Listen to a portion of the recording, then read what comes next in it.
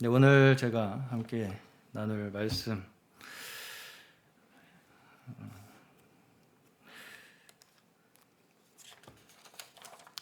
이 추석 명절 감사예배 순서지를 제가 항상 이렇게 명절 때마다 준비를 하는데 잘 사용을 하시는지 모르겠습니다. 네, 오늘은 제가 사용을 하시라고 예고편을 조금 말씀을 드려보려고 합니다. 제목은 인생을 채워야 할 4가지라는 제목이고요. 여기서 이제 제가 그냥 예고편으로 좀 드리고 싶은 말씀이 뭐냐면, 여기 보시면 웃을 때에 우리가 일부러 억지로 웃어도 뇌는 진짜 웃음과 똑같이 인지한다는 거예요. 그래서 웃으면 어떤 효과가 나오냐? 항우울 성분인 세로토닌과 도파민 등이 분비되어서 행복을 느끼게 된대요.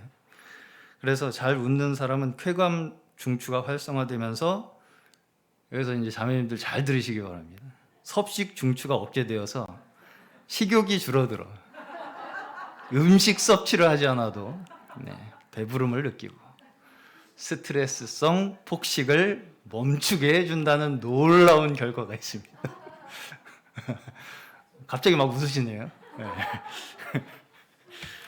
여기 이제 좀 놀라운 여기 하나의 결과가, 아이들은 400번을 웃는데요, 하루에. 아닌 게 아니라 다한이를 보면 그런 것 같기도 합니다.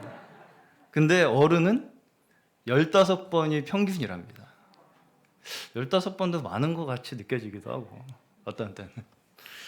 그래서 많이 웃으시기를 주님의 이름으로 축원합니다. 네, 더 웃으십시오. 네, 저도 사실 웃음이 많은 편인데, 그래서 다 아시다시피 저에게는 딸이 셋이 있습니다. 제가 다시 한번 또 제가 저번 주에 무슨 말씀을 우리가 나누었었는지, 저번 주에 기억나는 말씀 뭐예요? 우리 이진호 형님. 또 기억이 안 나시죠? 네. 기억이 안 날 거라는 건 저는 다 알고 있습니다. 제가 저번 주에 아마 제일 기억이 많이 남으시는 게 제 결혼 얘기일 거예요. 그렇죠? 그건 안 잊어버렸죠. 제가 그렇게 말씀을 드렸다시피 그런 연유로 하여 저는 결혼을 꽤 이른 나이에 했습니다. 25살 했죠. 누가 놀라신 거예요 지금? 모르셨어요? 25살에 결혼을 하고 26에 첫 아이를 낳았습니다. 그리고서 이제 2년 터울로 여기 앉아있는 둘째 딸 아이를 낳았고요. 그리고선 한참 세월이 흐른 후에 12년이라는 세월이 흐른 후에 둘째 딸과 띠동갑의 셋째를 또 얻게 되었습니다. 근데 뭐 자녀를 두신 분은 다 아시고 공감하시겠지만, 우리가 물론 저는 다은이가 생겼을 때는 조금 또 느낌이 다르기는 하더라고요. 근데 여기 있는 둘째 딸에게는 좀 미안한 얘기지만, 어쨌든 사람이 첫째 자녀를 가졌을 때, 얻었을 때의 그 느낌이 가장 기억에 남는 건 사실인 것 같아요. 그래서 사진을 한번 보여주고 싶어요. 저 가운데 있는 아이가 누구처럼 보이십니까? 다은이처럼 보이시죠? 네. 근데 그 양옆에 있는 부모들이 좀 지금의 상태와는 달라 보이지 않으십니까? 너무 같아요. 저는 이런 반응을 원한 게 아니었는데, 똑같다는 반응을 원했었는데. 네. 좀 늙긴 늙었나 보네요, 제가. 그래서 저는 이렇게 얘기하려고 그랬어요. 제가 많이 웃어서 안 늙었습니다. 이렇게 얘기를 하려고 했는데. 제 모든 계획이 다 쓰러졌습니다. 어쨌든 지은이에요. 첫째 딸을 낳고서 혼자 이게 2004년 때, 2004년 벌써 17, 8년 전이죠. 17, 8년 전에. 네, 계속 다음 사진. 네. 이게 그 다음 해에 이제 에띠인가요, 제가? 좀 거짓말이라도 해주세요. 네. 다은이랑 똑같죠. 네. 다은이라고 해도 믿겠죠. 네. 그러니까 네, 그 뭐 계속 넘겨줘 보세요. 네, 네 뭐큰다 지은입니다. 첫째 딸을 낳고서 즐거워하는 우리 이제 새 가족일 때, 새 가족일 때, 아직 정은이가 있기도 전에 찍었던 저희의 이제 가족 사진이고요. 핸드폰으로 그 당시에 뭐 큰 의미가 있는 건 아니고 좀 같이 웃자고 보여드린 사진입니다. 저번에도 옛날 제 이제 결혼하기 전에 사진도 보여드리고 그러면서 이제 좀 분위기를 환기해 보려고 보여드린 거고요. 첫 아이를 낳으면 이제 굉장히 기쁘기도 하지만 저는 이제 26살에 첫 아이를 낳다 보니까 지금 우리 김 부장님 나이가 어떻게 되시나요? 얼마 안 남았네요. 네. 굉장히 당황스럽더라고요. 굉장히 당황스럽고 내가 어떻게 해야 되지? 이 피땡이를 내가 이거 조금만 관심을 안 하면 생존 자체가 불가능할 것 같이 보이는데 걱정도 되고 많이 당황스러웠던 것 같습니다. 그래서 26살이면 이제 지금으로부터 거의 뭐 19년 전 정도 되는데 그럼에도 불구하고 우리가 아이를 얻으면 그저 태어난 것 그 자체로 기쁘죠. 그 아이의 존재 가치는 그냥 그 존재만으로도 충분합니다. 태어났을 때 당신은. 본인도 그냥 먹고 자고 싸고 하는 거 외에는 할 수가 없어요. 그렇죠? 그냥 배고프면 먹고 울죠. 그냥 울면 먹을 거 주고 졸리면 자고 마려우면 싸고 그러면서 이제 자라는 것을 지켜보는 것만으로도 우리는 기쁨을 얻습니다. 그것이 이제 막 태어난 아이들이죠. 그런데 이제 조금씩 성장을 하기 시작하면서 벌써 이제 제 첫째 딸은 20살이 되어가지고 운전을 하고 다닙니다. 저는 사실은 저 때가 얼마 안 지난 것 같거든요. 벌써 거의 근 20년이 지났다는 게 저는 별 똑같이 보이는데 안 그러신가 봐요. 계속 미련이 남네요. 그게 똑같다고 생각했는데 난. 네. 그러면서 이제 조금씩 성장을 하면서 뭐를 하기 시작합니까? 내가 의도한 행동, 내가 생각한 행동들을 아이들이 하기 시작하죠. 그러면서 이제 어떤 기대감이 좀 생기기 시작하냐면 이제 나랑 대화가 통할 사람이 하나가 더 생기는구나. 이런 기대감이 생기더라고요, 저는. 그래서 내가 가족이라는 일원으로서 내가 대화를 할 수 있는 존재가 하나가 더 생기겠다라는 이런 기대감이 이제 생기기 시작했습니다. 그런 작은 기대감이 시작되었던 것 같아요. 근데 이제 제가 사실 지금은 다은이에 대해서는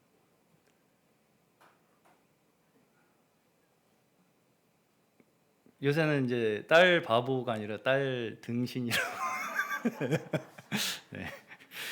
거의 그 수준인 것 같은데 그래서 이제 다은이가 뭘 해달라고 하면 막 놀이터 숨바꼭질도 같이 해주고 뭐죠?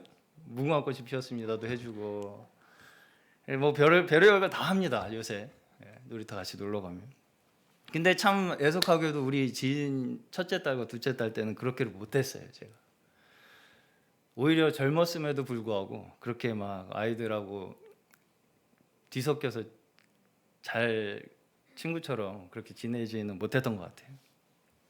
그러다 보니까 몇 년간 처음에는 이 아이들하고 내가 어떻게 공감대를 형성을 해야 되지 하는 이런 고민이 좀 있었던 것 같습니다. 그러면서 이제 아이들한테 입버릇처럼 제가 했던 얘기가 말만 해라 좀 제발.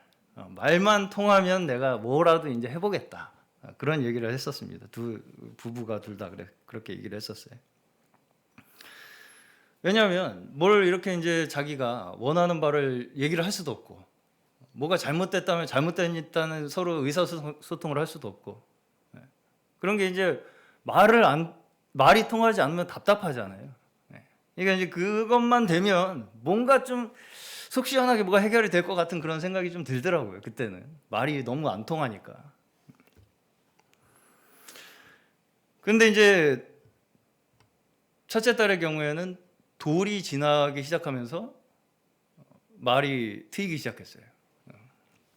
말문이 열리기 시작했습니다. 그러니까 굉장히 신기하더라고요.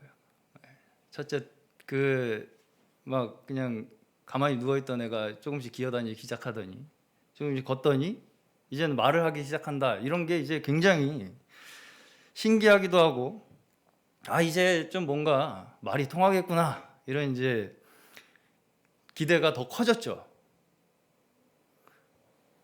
자, 근데 마에 무슨 시기가 찾아옵니까?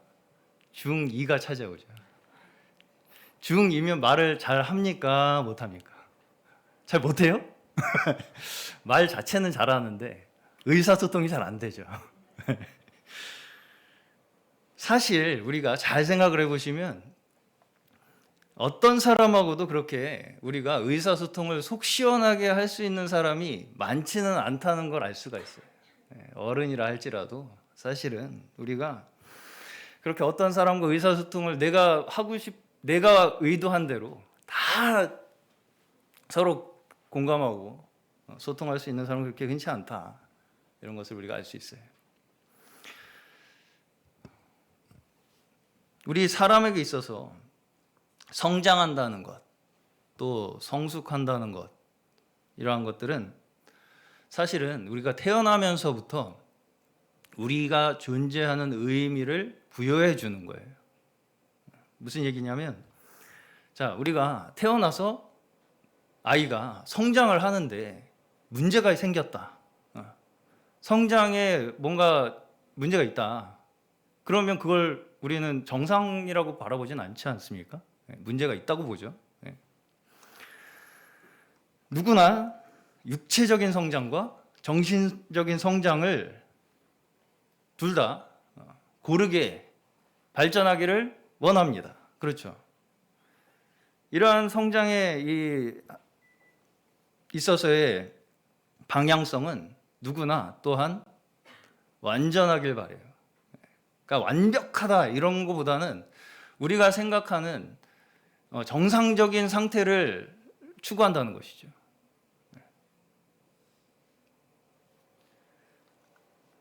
누구나 몸이 아프기 원치 않죠.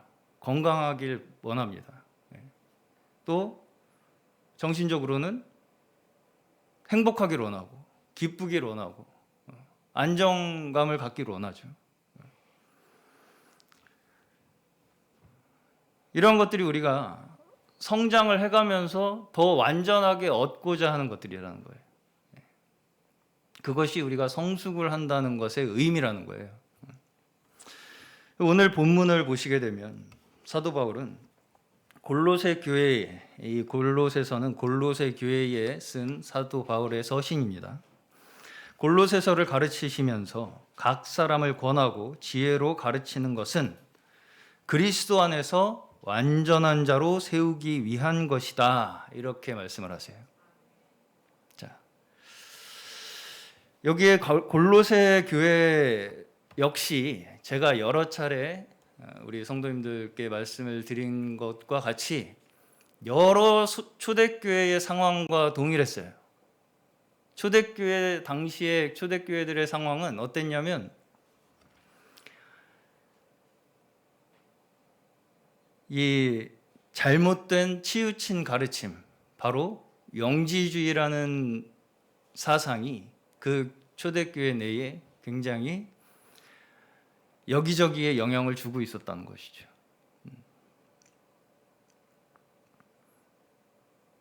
계속해서 제가 말씀을 드린 바가 있지만 다시 말씀을 드려보면 영지주의라는 것은 뭐냐면 물질 세계와 영적 세계를 나눠서 생각하는 것. 그래서 물질 세계는 악하고 영적인 세계만이, 정신적인 세계만이 선한 것이다. 이렇게 딱 규정을 하는 사상을 영지주의 사상이다. 이렇게 얘기를 합니다. 근데 이 사상이 어디에서 영향을 받았다고 얘기를 했죠? 헬라 문화. 그 당시에 그리스 로마에 있던 헬라 철학에서 영향을 받은 거예요. 그러다 보니까 그 여러 초대교회에 있었던 지도자들의 성향에 따라서 그 나타나는 양상이 조금씩 또 달랐어요. 얼만큼 어떤 방면으로 영향을 받았는지에 따라서 또 그 나타나는 양상도 달랐다는 것이죠. 그런데 어쨌든 공통적으로 우리가 여기서 발견할 수 있는 게 뭐냐면 철학이라는 인간의 우리가 가지고 있는 이성에서 그것을 풀어나가다 보니까 다분히 지식 중심적이었다는 것이죠. 그러다 보니까 어떻게 이제 그게 귀결이 되냐면 특별한 지식을 가진 사람만이 혹은 완전한 그룹에 속한 사람들만이 구원을 받는다라는 특권의식과 같은 것을 가지게 되는 결과를 가지게 되었다는 거예요. 특권의식. 이것에 대해서는 많이 말씀을 드렸다시피 고린도전서에서도 동일하게 계속 이야기를 하고 있습니다. 당시 고린도 교회 성도들에게도 이런 영지주의적인 교리가 영향을 크게 주게 되어서 어떤 특별한 지식을 가진 사람들만이 특권을 받았다. 우리가 특별한 지식을 가졌기 때문에 특권을 받았다라는 그런 생각을 가지고 교만하게 됐다. 이렇게 이제 말씀을 하고 있거든요. 거기에 대해서 사도 바울께서는 고린도전서 3장 1절에서 뭐라고 말씀을 하시냐면 그런 교만한 사람들에 대해서 뭐라고 말씀을 하시냐면 형제들아 내가 신령한 자들을 대함과 같이 너희에게 말할 수가 없어서 육신에 속한 자 곧 그리스도 안에서 어린아이들을 대함과 같이 하노라. 이렇게 이제 말씀을 하십니다. 무슨 얘기냐면 이렇게 교만한 상태에 있는 그 자체가 뭐라는 얘기예요? 어린아이와 같은 상태라는 거예요. 이 영지주의에 대해서 다시 한번 말씀을 드리면 이들은 하나님을 우리의 인간의 이성의 한계에서 이해하려고 하다 보니까 어떤 결과를 가지고 오게 되냐면 하나님을 우리의 생각의 틀에 꾸겨 넣어요. 그래서 하나님이라는 분의 무한성을 제한한다는 것이죠. 그래서 그 결과로 우리가 각자가 가지고 있는 내가 내 입맛에 맞는 내 틀에 맞는 하나님이 탄생이 돼요. 각자의 그 취향에 따른 하나님이 다 다른 하나님이 탄생을 한다는 거예요. 그래서 가장 극단적인 양상이 극단적 금욕주의, 혼인을 금한다든지 육식을 하지 마라, 이런 것들이라 아니면 쾌락주의, 아예 이 육신의 일은 아무 상관도 없어. 니네가 그걸 알고 있기만 하면 돼. 라고 하는 극단적인 쾌락주의적인 양상을 나타내게 되었어요. 결국은 하나님께서 우리에게 보여주시고자 하는 그 광대한, 무한한 하나님의 세계에 대한 우리가 관점을 올바로 갖지 못하고 그저 우리의 틀 속에서 하나님을 이해하려고 하다 보니까 우리 또한 그 틀에서 절대 못 벗어나오겠죠. 하나님을 심지어 그 틀 속에다 가둬놓고 있는데 우리가 그 틀 속에서 나오기는 불가능하겠죠. 자, 우리가 일반적으로 성숙했다 라고 하는 기준이 무엇입니까? 어떤 사람이 성숙했다고 느껴지나요? 성숙한 사람은 어떤 사람이라고 생각이 되세요? 자, 우리 부모님들께서는 자녀들이 어떤 때 내 자녀가 성숙했구나 이렇게 생각이 드십니까? 부모가 하는 말을 다 알아들어요, 자녀가. 그리고 심지어 시키는 대로도 잘해요. 그러기만 하면 성숙한 건가요? 네. 자, 우리가 성숙한다는 것에 대해서 우리가 뭐가 성숙한 것이냐라고 할 때 어디에서부터 우리는 그걸 느끼냐면, 내가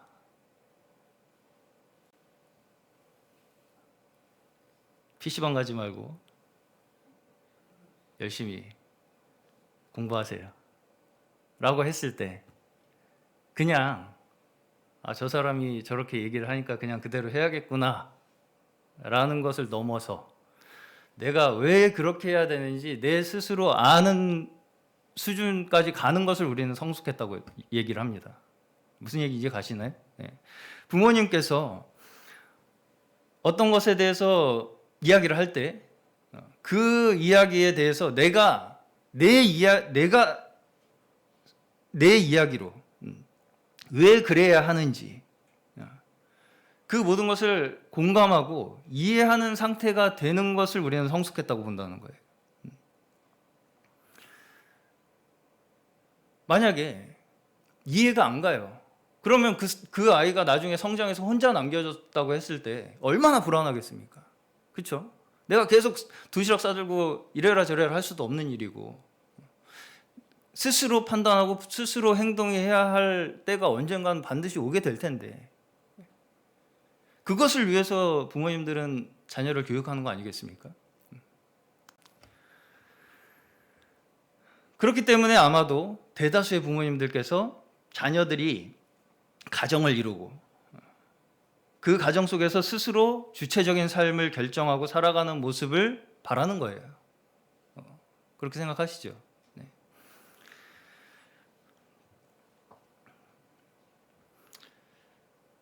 그리고 이제 더 나아가서는 자녀가 이 세상 속에서 자신의 가치를 발견해내고 그 역할을 충실히 해나가면서 살아나가기를 모든 부모님들께서는 바라실 것입니다. 그런데 자녀들이 이렇게 살게 되는 것은 단지 부모님의 지식을 전달하는 교육으로만 되는 게 아니에요. 이거는 부모님이 어느 일정 부분 삶으로 자녀들에게 보여주는, 내가 어떤 가치관으로 실제적으로 사는가를 보여주는 것으로, 또 내가 어떤 것에 더 우선순위를 두는가를 보여줌으로써 자녀들은 그러한 모습을 보고 자라며 배우게 되는 것입니다. 물론 우리 부모도 다 사람이기에 만전할 수는 없죠. 그렇지만 기본적으로 우리가 자녀들이 부모님의 마음을 알고 더 나아가서는 그 부모님의 마음을 나도 가지고 살아나가는 그 모습을 보면서 우리는 이 아이가 이제 성숙했구나 이렇게 느끼실 것이라고 생각합니다. 그럴 때 우리는 몸은 비록 떨어져 있어도 공통된 생각, 공통된 가치관 안에서 살아가고 있는 그 자녀를 바라보면서 가지는 유대감 속에서 더 큰 일치, 안정감을 느낀다는 것이죠. 자, 사람한테는 누구나에게 그 속에 어린아이가 있다고 해요. 어린아이가. 그리고 그 숨어있는 어린아이의 모습에서 뭐를 발견을 이제 많은 경우에 하게 되냐면, 어렸을 때 부모님과의 관계에서 채워지지 않은 그 부분들이 나이가 들어도 채워지지 않은 채로 남아있는 그 부분이 어린아이의 상태로 남아있다는 거예요, 사람이. 그래서 이제 우리가 종종 부부 문제를 가지고 상담하는 TV 프로그램을 보시게 되면 상담을 쭉 하다 보면 결국은 뭐가 나오냐면 부부간의 문제가 아니에요.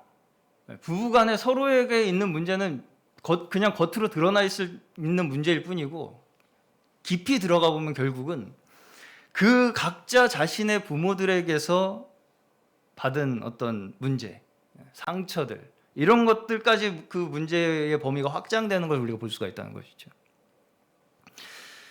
그리고 그 부분에 가면 정말 다 공통적으로 나이가 아무리 많건 적건 그때의 상처를 딱 떠올리자마자 눈물이 주르륵 흐릅니다. 신기하게도.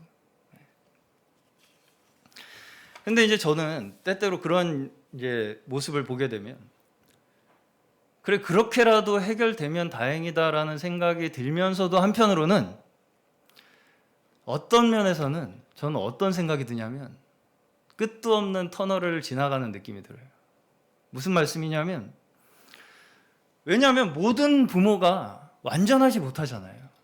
우리 인간은 완전하지 못해요. 어쩌다가 우리가 무심코 뱉는 말 한마디가 내 자녀에게 어떤 영향을 줄지 우리는 알지를 못합니다. 어쩌다 조금 차갑게 변한 내 얼굴이 자녀 마음속의 깊은 곳에는 상처로 자리 잡을 수가 있어요. 그걸 우리가 어떻게 100%다 만족을 시켜주고 살 수가 있겠습니까? 물론 최선을 다해야 되겠지만요. 그걸 다 나이 들어서 심지어 이 땅에 계시지도 않은 그 부모님들에게 그 책임을 묻는다면 그 부모님은 누구 책임이에요? 그 부모님의 부모님 책임이죠. 그럼 그 부모님의 부모님은 누구 책임이에요? 그 부모님의 부모님의 책임이죠. 이게 인류의 역사의 악의 대물림입니다. 이렇게 인류 역사는 흘러왔어요. 반복되는 죄의 먹이 사슬 속에서 사실 우리 인간이 서서히 죽어가는 것으로 우리는 봐야 하는 거예요. 결국은. 이걸 어떻게 우리의 힘으로 치유를 하겠습니까? 자, 그렇다면 우리 그리스도인은 어떤 사람들입니까? 우리는 여기에 왜 여기 모여 있냐면 이 악순환의 연결고리를 끊어보자 하고 모인 사람들이에요. 맞습니까? 네. 저는 이 소망이 우리 모두의 마음속에 있기를 소망합니다. 우리의 유일한 소망이신 예수 그리스도께서 우리 인생의 유일한 해답이 되셔서 그 악의 순환의 고리를 끊으신 거예요. 그걸 믿으시길 바랍니다. 그렇다면 우리가 주님 앞에서 성숙되지 못한 모습은 어떤 모습입니까? 우리가 뭘 잘 모르는 게 주님께서 너희는 아직 어린 것 같다 이렇게 보실까요? 과연? 단지 아니면 하나님의 말씀을 시키면 시키는 대로 잘 그냥 따르는 것을 성숙했다고 보실까요? 어쨌든 말씀에서 주님께서 우리에게 원하시는 수준은 완전한 자로 세워지는 거예요. 어린아이의 단계를 넘어서라는 얘기입니다. 우리에게 있어서 이루어져야 할 진정한 성숙은 이러한 영적인 신앙에 있어서의 성숙이 진정한 성숙이에요. 자, 그러면 신앙에서 우리가 성숙된 믿음 또 어린아이와 같은 믿음이란 것이 무엇일까 한번 생각을 해보겠습니다. 자, 우리는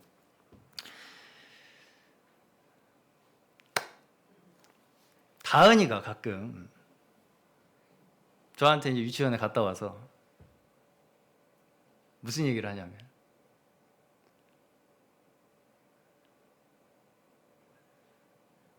자기만 아는 친구의 이름을 얘기를 해요. 저는 한 번도 본 적도 없고 들어본 적도 없는, 다 들어보셨죠? 아이들이 그런 얘기하는 거. 유치원 뭐 이렇게 갔다 오면 누구 서희가 뭐 어쨌어? 그럼 걔가 누구야? 이렇게 물어보게 되죠.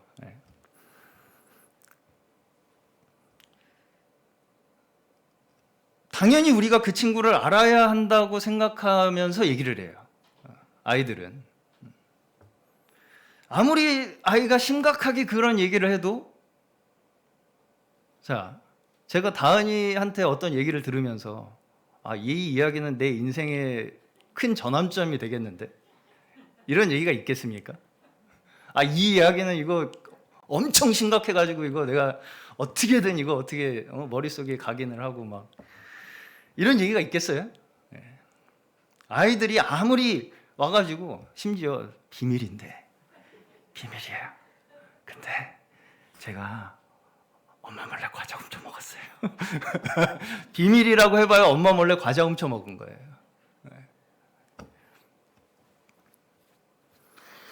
어떤 아이가 와가지고 제가 제 얘기만 너무 많이 했나 보네요. 한번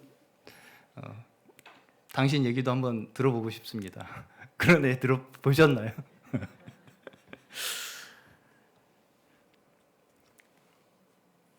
왜 이렇습니까?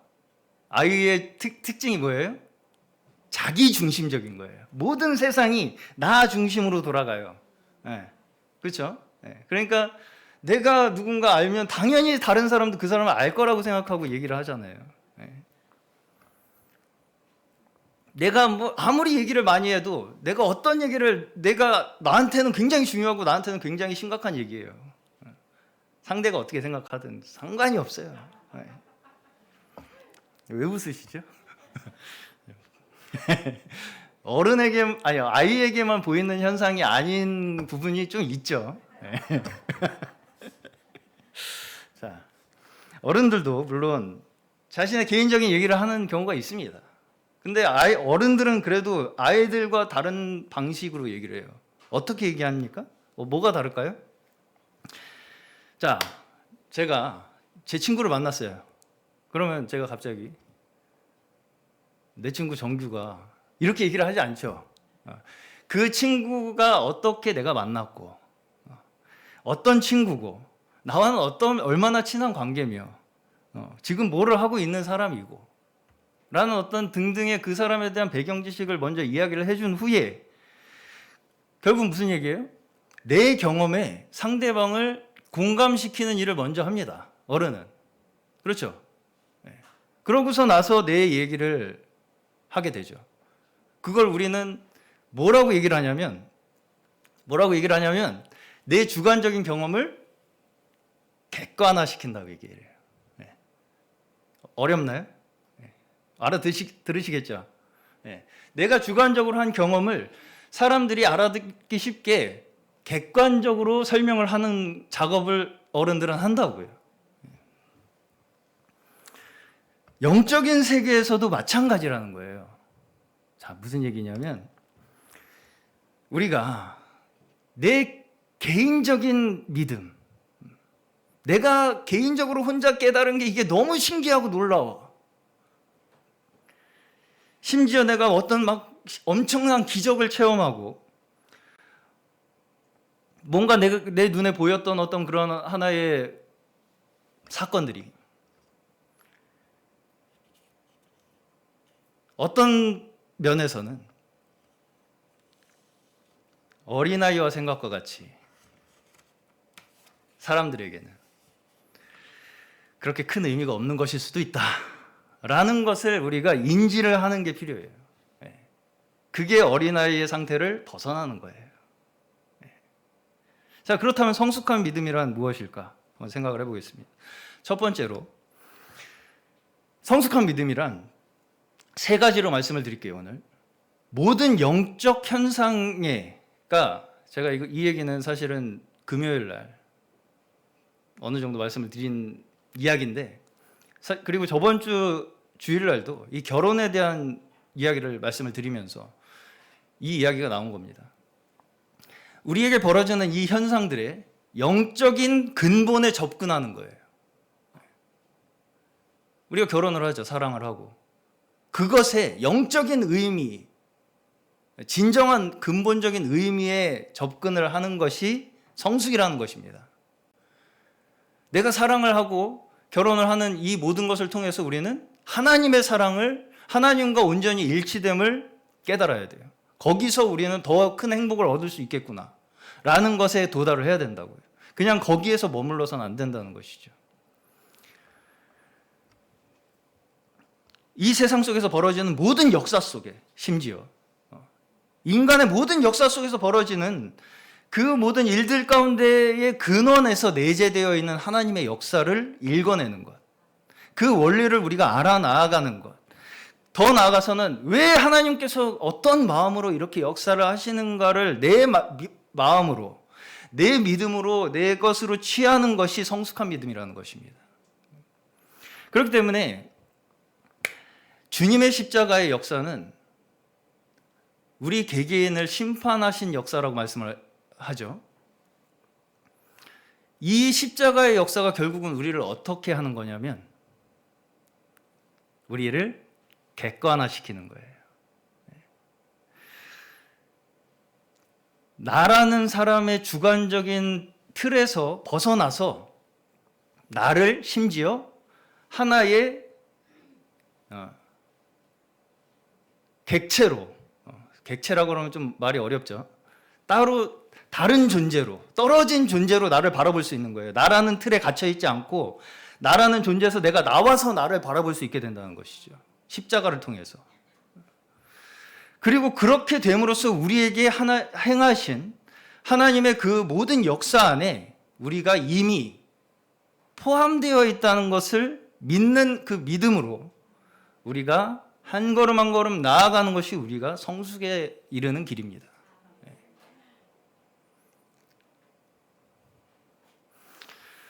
그런데 이 신앙의 성숙이라는 것이 어떤 지식으로 이루어질 수 있는 것이 아니라 오직 주님과의 인격적인 관계 속에서만이 이루어질 수 있다는 거예요. 우리가 뭘 그냥 잘하고 행동을 올바로 하는 것으로만 이루어질 수 없는 것이 성숙이라는 것입니다. 오직 주님과의 인격적인 관계에서 오는 그 영적인 영역에서의 성숙에서만이 우리는 온전한 지식과 온전한 율법이 우리의 삶 속에서 이루어질 수 있는 거예요. 자, 영지주의자들이 가진 오류가 무엇입니까? 영지주의자들이 가진 오류는 인간의 이성이라는 한계 내에 하나님을 가둔 게 이 영지주의자들의 오류입니다. 그리고 이건 비단 영지주의자들만이 가진 것이 아니라 인간이라는 존재가 가지고 있는 한계에 그냥 하나의 극단적인 모습을 우리에게 보여주는 거예요. 영지주의자들이라는 것이. 그렇기 때문에 이 초대교회에 너무나 많은 성도들이 이 가르침에 미혹되고 휩쓸렸던 것이죠. 사람들의 대화 중에서 제가 참 이런 말은 나 자신을 스스로를 가두는 말인데 라고 들리는 말이 뭐가 하나가 있는데 뭐냐면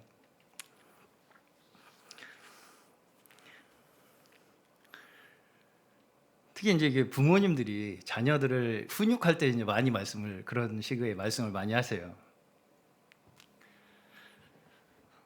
너 아빠 몰라? 너 아빠 몰라? 아빠 칼이야. 아빠 한 번 아니면 아니야. 아빠 원래 그런 사람이야. 많이 들어보셨죠? 웃지를 못하시네요. 나는 원래 그런 사람이야. 원래 그런 사람이라고 나를 규정하는 그런 말. 이런 게 사실은 나를 스스로 규정하는 말이죠. 그래서 자기를 어떤 스스로 틀 속에다 가둬놓고 스스로 성장을 하지 못하게 하는 생각이에요. 내가 원래 그런 사람이야. 난 원래 그렇게 못됐어, 성질이. 나는 기면 기고 아니면 아닌 말을 그냥 직선적으로 하는 사람이야, 원래. 네. 그게 내가 잘못한 거야, 그게? 난 원래 그런 사람인데? 저는 이런 우리가 하는 모든 생각들이 내 한계를 스스로 축소해요. 더 이상 나를 성장하지 못하게 하는 방해 요소라고 저는 생각합니다. 결국은 이 생각이 바로 나를 자아라는 틀 속에 가두어 놓고 나를 더 이상 성장하지 못하게 하는 원인이라는 것이죠. 그러다 보니까 우리가 주님과의 관계조차도 이렇게 지식적인 관계로 자꾸 접근을 하려고 그래요. 왜냐하면 그게 바로 인간이 최초의 타락한 원인이기 때문이죠. 지식의 열매를 따먹었어요. 우리가 원래 가지고 있는 죄의 본성입니다.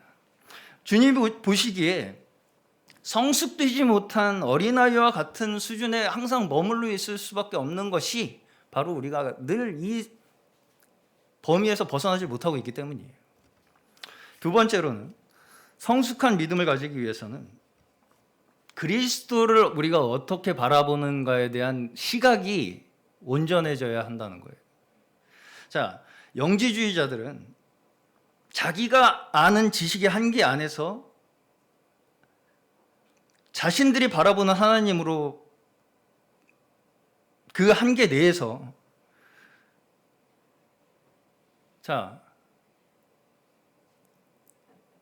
금욕주의, 쾌락주의 객관적으로 봤을 때 정상적입니까? 균형 잡혔어요? 안 잡혔죠. 누가 봐도 치우친 삶을 살아요. 네. 내가 생각하는 그 틀 속에서 뭔가 선을 넘어갔어요. 그렇죠? 사람은 각자의 경험과 배경과 문화와 사상에 종속되어 있다는 거예요. 그리고 그 한계 내에서 생각하고 판단하기 때문에 자칫 잘못하면 우리는 아까도 계속 말씀드린 거지만 우리의 소견 안에서 우리의 작은 소견 안에 하나님을 끼워넣는다는 거예요. 자꾸 거기에 구겨넣으려고 그래요. 예수님을. 그렇지만 주님은 어떤 분이십니까? 에베소서 1장 10절을 읽어드리면 하늘에 있는 것이나 땅에 있는 것이 다 그리스도 안에서 통일되게 하려 함이라. 그분은 이 세상 만물을 초월해서 더 크신 분이에요. 나 한 사람 뭐 어떻게 꼬물꼬물 내 생각 속에서 어떻게 움직이시는 그런 분이 아니라는 것이죠.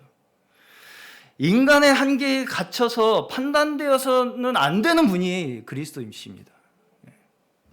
그리고 사실은 주님께서 우리의 한계를 뛰어넘는 분이라는 것을 아는 것만으로도 우리는 우리의 한계를 뛰어넘을 수가 있게 돼요. 그게 하나님께서 우리에게 이루신 복음의 역사입니다. 결국 우리가 그리스도를 얼마나 완전하게 아느냐가 우리를 완전하게 이끄는 거예요.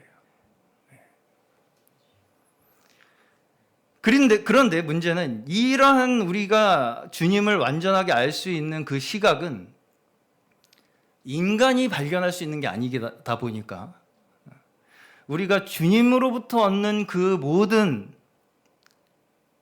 주님의 마음, 주님의 말씀, 주님의 시각은 뭐라고 합니까? 새롭고 신선하다 그래요. 우리한테 나오지 않는 것이기 때문에 우리에게는 늘 새롭고 신선할 수밖에 없어요. 그렇기 때문에 주님은 늘 새롭고 신선하시고 살아계시고 낡아지지 않는 분이라고 우리는 고백하는 것입니다. 여러분, 주님, 이러한 늘 새로운 주님을, 신선한 주님을 믿으시겠습니까? 네. 이 시간에 우리의 눈이 밝히 열려서 완전함에 이르게 하시는 그 주님의 존재를 우리가 볼 수 있기를 축원합니다. 마지막으로 진리는 누구에게나 열려 있어요. 네, 누구에게나. 그것이 만일 진리라면 모든 사람에게 가능성이 열려 있어야 한다는 것이죠. 그래야만이 그것이 우리는 진리라고 말할 수 있는 것입니다. 그렇기 때문에 어떤 특정한 지식만이 구원을 가지고 온다는 그런 생각은 벗어나죠. 이 생각에서, 이 원리에서 벗어납니다. 그래서 여기에서 오늘 본문에서 사도 바울은 각 사람이라는 말을 3번이나 반복을 해요. 각 사람이다. 이 진리라는 것이 어떤 단체의 사상에 국한되어 있지도 않고 어떤 특정한 지식을 가진 부류에게 국한되어 있는 것도 아니고 각 사람에게 열려 있다는 것입니다. 모든 각 사람에게 열려 있다는 거예요. 각자의 사정과 각자의 지식과 각자의 수준과 생각의 차이를 뛰어넘어서 완전함에 이를 수 있음을 우리에게 강조하고 계신 것입니다. 말씀을 정리하겠습니다. 우리는 어떤 존재라고 이야기를 합니까? 사회적 동물이다, 이런 말이 있습니다. 그만큼 우리 사람에게는 관계성, 우리가 행복함을 물질로 얻습니까? 결국은 누군가 정말 진정한 친밀한 관계 속에 있기를 원해요. 거기서 행복을 얻습니다. 모든 사람이 다. 그것이 우리에게 하나님께서 주신 생명의 감각이에요. 그걸 원하도록 우리를 창조하셨어요. 완전한 하나의 관계, 온전한 일치의 관계, 그것을 우리가 추구하도록 하나님께서는 우리를 창조하셨다는 것이죠. 서두에 말씀드렸다시피 사람의 대부분의 문제들이 그렇지만 이러한 관계성에서 옵니다. 그렇죠? 그렇다면 우리의 영적 생명 성숙의 척도가 어디에 있을까요? 뭘 많이 하는 것이 우리의 영적인 이 신앙의 성숙의 척도일까요? 우리의 성숙의 척도는 우리가 하나님께서 우리에게 부여해 주신 이 생명 안에서, 하나님께서 우리에게 주신 생명 안에서의 서로의 관계성이 얼마나 소중한가를 느끼는 것, 깨닫는 것, 그게 생명의 성숙의 척도예요. 내 옆에 있는 이 지체가 얼마나 나에게 소중한지를 더 깨닫는 것, 더 크게 깨닫는 것이 생명의 성숙의 척도라는 것입니다. 그렇기에 주님께서는 우리에게 주님 안에 있어야 완전함에 이를 수 있다, 이렇게 말씀을 하시는 것입니다. 여기서 우리가 주님 안에 있다는 것이 그저 어떤 물건이 박스 안에 담겨 있는 것 정도를 의미하는 것이 아니에요. 주님 안에 우리가 거한다는 것은 주님을 알고, 더 나아가서 사랑하고, 그리고 사랑하는 것을 넘어서서 그 사랑에 우리가 반응하는 것을, 그리고 그 반응함으로써 우리에게 나타나는 모든 그 사랑에 의한 행동이 수반되는 것을 의미합니다. 이것이 주님 안에 있다고 우리는 얘기를 하는 거예요. 우리가 제가 전에도 말씀드렸지만 누군가를 그냥 아는 것으로, 머릿속으로 아는 것으로 그 사람과 관계가 있다라고 말할 수 없다는 것이죠. 그렇다고 우리가 그냥 난 너 사랑해 라는 마음, 내 마음 몰라? 이런 거 가지고만도 사실은 부족하다는 것입니다. 정말 우리가 그 사람을 사랑한다라고 하면, 어떤 사람을 사랑한다라고 하면 그 마음에서부터 나오는 그 사람을 위한 최소한의 말 한마디, 작은 행동 하나에서부터라도 나타나는 것이 우리의 마음, 우리의 사랑의 증명이라는 것이죠. 그래서 실제적으로 우리가 우리의 삶 속에서 알고 사랑하고 그것에 의해서 표현되어지는 이 모든 세 가지의 이 요소는 사실은 분리해서 생각할 수가 없어요. 사랑한다면 이 세 가지가 동시다발적으로 일어나는 것입니다. 알므로 사랑하고, 사랑함으로 내가 그 사랑에 반응하는 것입니다. 이것을 우리는 사랑이라고 하는 총체적인 현상으로 바라보는 거예요. 우리 삶에 있어서의 우리가 가지고 있는 스스로의 의지, 그리고 그것을 통한 삶의 변화가 우리가 이 땅을 살아가면서 내가 누군가와 관계를 맺고 살아가고 있다, 누군가와 사랑을 하고 살아가고 있다라고 하는 최소한의 증거입니다.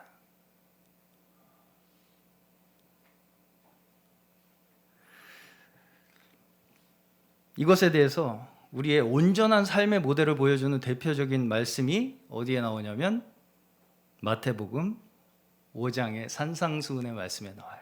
제가 마지막으로 말씀을 읽어드리고 마치겠습니다. 또 내 이웃을 사랑하고 내 원수를 미워하라 하였다는 것을 너희가 들었으나 나는 너희에게 이르노니 너희 원수를 사랑하며 너희를 박해하는 자를 위하여 기도하라.